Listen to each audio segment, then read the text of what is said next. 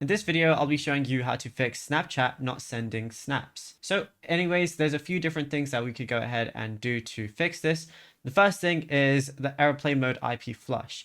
Now, Snapchat often fails to send messages and snaps if your current IP address is flagged by their anti-spam filters. So what you want to go ahead and do is swipe down in the top right and go ahead and turn on airplane mode. Then just wait about 10 seconds or even 15, then go ahead and toggle airplane mode off again. And that's going to give your IP a quick little flush. And then what you want to do is try and send a message again and see if that works. If you're on Wi-Fi, you can go ahead and try and turn it off and try something on mobile data. And if you're on mobile data, then go ahead and try Wi-Fi instead. So you have those two different options. And what you could also do is if you're on a low power mode, go ahead and disable that as well.